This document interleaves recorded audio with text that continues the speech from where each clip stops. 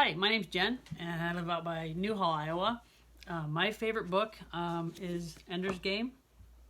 I first read this book many, many years ago, and this is the last copy I have because I always give them away. There's a series of these. It was a trilogy, and it became more than that because it's such a popular book. I didn't like the movie, but I really, really love this book. The character development is amazing, and whenever I finish it, I'm upset. I'm sad because I miss the character so much. That's how well written it is. Genre, I love science fiction and fantasy. I used to read a lot when I graduated college.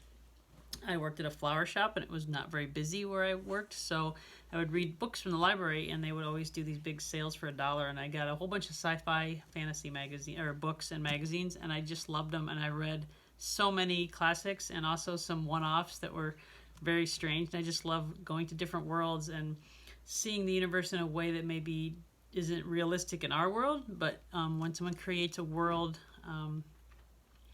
that is different and that makes it believable because of the characters, I absolutely love delving into that.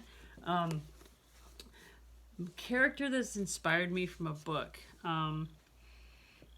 I think it was probably Ender in Ender's Game. I really, even though he had nothing in common with me really, he's a kid in space and he's really smart, and I just, something about his personality, his kindness, and his willingness to help other people really resonated with me. He was a real hero as far as that goes.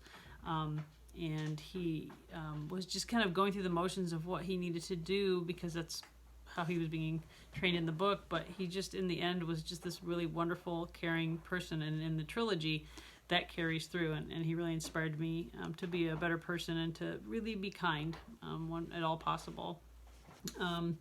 As far as 2 books to a desert island, I would probably take Leaves of Grass by Walt Whitman. It's a huge book for one thing, and some of my favorite poems are in there.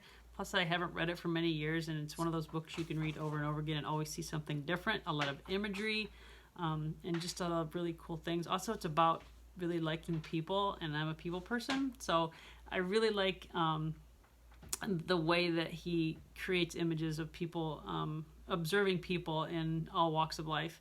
And I think on a desert island that might be nice to kind of relive how people really are if you're all by yourself. The other one, I would probably bring something by this author.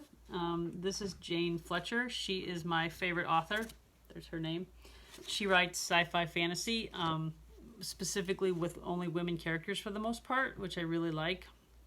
And this is from a series called the Solano series, I think is how it's pronounced, but this is Shadow the Knife. Actually, Rangers at Road's End is my favorite, but I gave that out. I always give my books away when people can't get them, and I think that's the one I would take just because the characters are so well written, and they're part of a larger group of women that exist in peace, and they have to kind of face the outside world, and I really like the characters.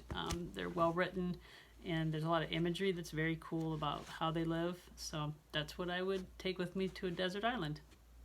Thanks for listening.